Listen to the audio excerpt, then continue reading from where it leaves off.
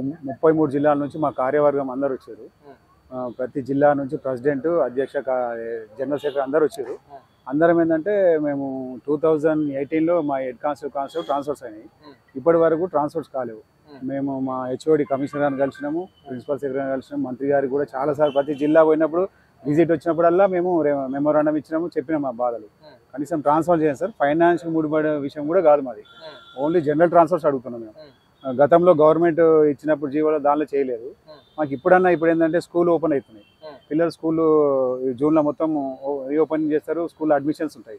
ఇప్పుడు కూడా చేయకపోతే మళ్ళీ మాకు ఇబ్బంది అవుతుందని ఇది కూడా ఏంటంటే మన ఈ గవర్నమెంట్లో సీఎం గారు ఏర్పాటు చేసిన ప్రజావేదికలు కూడా మన అవకాశం ఉంటుంది అనే ఉద్దేశంతో ఇక్కడ కూడా మేము మెమోరాండం మేడం గారికి ఇచ్చాము, మరియు చిన్నారెడ్డి సార్ కూడా ఇచ్చాము. ఇచ్చేసి మా బాధలు ఏంటంటే కంపల్సరీ ఈ జూన్లో కంపల్సరీ ట్రాన్స్ఫర్ కావాలని చెప్పేసి అడిగినాం. అంటే 5 సంవత్సరాలకు ఒకసారి ప్రభుత్వ ఉద్యోగి ట్రాన్స్ఫర్ ఉంటుంది కదా సార్? మరి అంటే మా ఎక్సైజ్ డిపార్ట్మెంట్లో 3 సంవత్సరాలకు ఒకసారి హెడ్ కానిస్టేబుల్ ట్రాన్స్ఫర్ ఉంటుంది. ఆ జియో కూడా ఉంది 143. ఆ జియో ప్రకారంగా తెలంగాణ గవర్నమెంట్ గత ప్రభుత్వం కూడా చేయలేదు. జియో ప్రకారంగా ఉమ్మడి ఆంధ్రప్రదేశ్ ఉన్నప్పుడు కంపల్సరీ 3 సంవత్సరాలకు ఒకసారి కమిషనర్ గారు ఏం చేశారంటే డిపిఓ గారికి, ఈఎస్ల గారికి ఆర్డర్ ఇచ్చేసి ఇమీడియట్లీ ట్రాన్స్ఫర్ చిన్న సిబ్బంది కాబట్టి వాళ్ళకి ఇమీడియట్లీ అయిపోతుండే. 3 ఇయర్స్ 1 డే ముందే అయిపోతుండే. ఇప్పుడు తెలంగాణ గవర్నమెంట్ గత గవర్నమెంట్ కూడా చేయలేకపోయింది, 8 ఇయర్స్ పెండింగ్ ఉండే. ఈ గవర్నమెంట్ వచ్చినాక కనీసం మాకు 3 ఇయర్కి ఒకసారి జియో ఉంది కదా, ఆ జియో ప్రకారం ట్రాన్స్ఫర్ చేయమని అడిగినాం. మేము హెచ్ఓడి కమిషనర్ గారిని అడిగినాము, అందరిని అడిగినాం, పై మినిస్టర్ గారిని అందరిని అడిగితే కూడా మేము చేస్తామంటారు, రిప్రజెంటేషన్ తీసుకుంటున్నారు, కానీ కాలేపని. అది రీసెంట్గా మన కొత్తగా వచ్చిన హరికిరణ్ సార్ గారు కూడా, కమిషనర్ గారు కూడా మేము ఇచ్చినాం లెటర్. ఇస్తే ఆయన ఏం చేసినట్టే గైడ్లైన్స్ రాసి గవర్నమెంట్కి పంపించింది.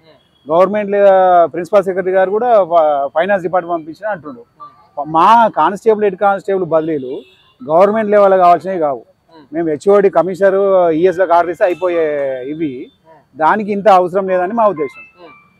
మరి సార్ ఇక్కడ స్పందన ఎట్లా ఉంది? మరి ఇక్కడ ప్రజావానికి వచ్చారు కదా, స్పందన బాగానే ఉన్నది. ఏమంటున్నారు మరి? స్పందన బాగానే ఉంది. ఇక్కడ ఉన్న డిపార్ట్మెంట్ వాళ్ళు కానీ ఎస్బీ వాళ్ళు కానీ కూడా మంచిగానే రిసీవ్ చేసుకున్నారు.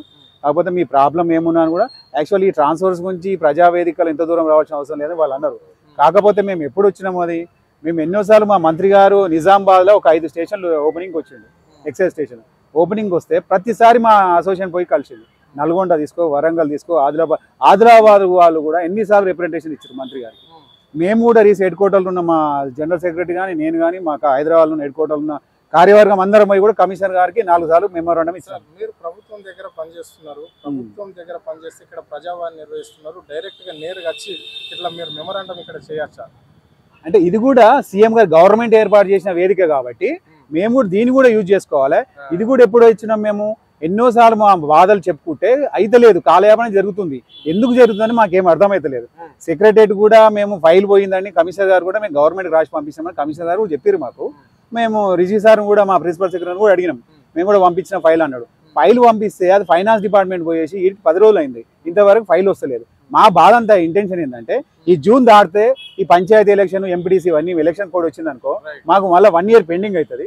మా బాధలు ఎందుకంటే స్కూల్ రీఓపెనింగ్ అయితేనే మా ట్రాన్స్ఫర్ అయితే పిల్లల స్కూల్లో వేయడానికి ఉంటుంది. అంత బాగుంటుందనే ఉద్దేశంతో ఇక మా భరించలేక ఇది కూడా ఒక ప్రభుత్వం ఏర్పాటు చేసిన వేదిక కాబట్టి ఇక్కడ చెప్పుకుందామని వచ్చాను. దాదాపుగా ఇట్లా ప్రమోషన్ల గురించి కావచ్చు, ట్రాన్స్ఫర్ల గురించి కావచ్చు, ఎంత పాపులేషన్ ఉంది అంటే స్ట్రెంత్ అంటున్నా మాది 3000 ఎంప్లాయీస్. మేము కానిస్టేబుల్, హెడ్ కానిస్టేబుల్స్ దాదాపు అందరి పీరియడ్ అయిపోయింది. గత గవర్నమెంట్ కూడా 317 కింద జోన్ సిస్టమ్ చేసింది. జోన్ సిస్టమ్ దాని కూడా ఇన్కంప్లీటే ఉంది మా డిపార్ట్మెంట్లో. 317 కింద చాలా మంది వచ్చారు. రీసెంట్గా మహబూబ్ నగర్ నుంచి ఇక్కడ హైదరాబాద్ చాలా మంది వచ్చారు. వస్తే వాళ్ళు 30 ఇయర్స్ జిల్లాలో చేసి ఇక్కడ వచ్చిన వాళ్ళు 4 చనిపోయారు. కావాల్సిన కూడా ఇంటెలిజెన్స్ రిపోర్ట్ కూడా తీసుకోవచ్చు. ఇక సరే మేము 317 వస్తే జోన్లు చేసేది గవర్నమెంట్కి మేము కట్టుబడి ఉన్నాం, అది అయ్యేటప్పుడు అయితే పోతే కానీ కనీసం మినిమం ట్రాన్స్ఫర్స్ మేము అడిగింది ఏంటంటే ఫైనాన్స్ సంబంధించి కాదు, ట్రాన్స్ఫర్స్ ఏమని అడుగుతున్నాం. ఇక్కడ ఎన్నికల మేనిఫెస్టోలో కూడా కాంగ్రెస్ పార్టీ పెట్టింది 317 జియోకి ఎవరైతే బాధితులు ఉన్నారో అధికారం రాగానే వెంటనే ఎక్కడ ఏ జిల్లాకు పంపించాలో ఆ జిల్లాకు మేము పంపిస్తామన్నారు. మరి ఇంప్లిమెంట్ అయినట్లన్నా అది ఇంప్లిమెంట్ కాలేదు. మేము గతంలో జెడ్పీ రంగారెడ్డి అయితే కూడా అన్ని జిల్లాల నుంచి, ఆదిలాబాద్ నుంచి, అన్ని జిల్లాల నుంచి కూడా ఎక్సైజ్ డిపార్ట్మెంట్ నుంచి కూడా వచ్చినాము. తొలివేలుగు రఘు వాళ్ళు ఛానల్స్ ఏం మాట్లాడినాము. ఇస్తే టీచర్లు ఈ రోజు వరకు కూడా ధర్నాలు చేస్తున్నారు. సరే అది మా యూనిఫామ్ సర్వీస్ కాబట్టి మేము బయటకు వస్తలేము, లోపల అంతర్మదన మేము బాధపడేసి మా అంతరం మేము ఉన్నాము. ప్రస్తుతానికి మాకు జనరల్ ట్రాన్స్ఫర్స్ అని చేయమని. ఇంకొక ప్రాబ్లం ఏంటంటే డిపార్ట్మెంట్లో రీఆర్గనైజేషన్ అని, కొత్త సెషన్లు అని, ఇవన్నీ ఫైనాన్షియల్ బర్డెన్ ఉండొచ్చు. మాకు అవన్నీ ఏం చేయకుండా ఫస్ట్ మాకు ట్రాన్స్ఫర్ కావాలని అడుగుతున్నాం. రీఆర్గనైజేషన్ ఉన్న తర్వాత చేసుకున్నా పర్లేదు, మాకు అది అవసరం లేదు. ఎగ్జాంపుల్ ఎందుకు మనం ట్రాన్స్ఫర్స్ అంటే బార్డర్ నారాయణఖేడ్ జైరాబాద్ చెక్ పోస్ట్లో పనిచేస్తారు, వాళ్ళకి హెచ్ఆర్ఏ ఉండదు, వాళ్ళకి అకామిడేషన్ కరెక్ట్గా ఉండదు. తాండూరు బార్డర్ మొబైల్ పార్టీ, ఇట్లా Adilabad check post, Krishna check post, Mahabub Nagar, రకరకాల తెలంగాణ బార్డర్ మొబైల్ పార్టీ అంతా మామూలు చేస్తారు. బట్ ఇంకో ట్రాన్స్ఫర్ మెయిన్ రీజన్ ఏంటంటే దుల్పేటలో పనిచేస్తున్న వాళ్ళు గంజాయి బాగా విపరీతంగా ఉంటుంది. ఆ విపరీతం ఏంటంటే వాళ్ళు క్రిమినల్స్ దగ్గర మేము ఒకటే దగ్గర స్థానికంగా చేయడం వల్ల వాళ్ళకు టార్గెట్ అవుతున్నాం. అంటే మేము కేసులు బట్టి మొత్తం గతంలో ఉన్న కమలాసన్ రెడ్డి దగ్గర ఎస్టీఎఫ్ భద్రాచలం అడవులకి వెళ్ళి తీసుకొచ్చి కూడా పట్టిన కేసులు ఉన్నాయి, గంజాయి కేసులు. అట్లా విపరీతమైన టార్చర్ అనుభవిస్తున్నాం మేము స్టేషన్లలో. ఎందుకంటే ఆ స్మగ్లర్స్కి మేము అడ్వాంటేజ్ అయిపోతున్నాం. మేము ఎందుకంటే ఐడెంటిఫై అయిపోయి చాలా ఇబ్బందులు పడుతున్నాం.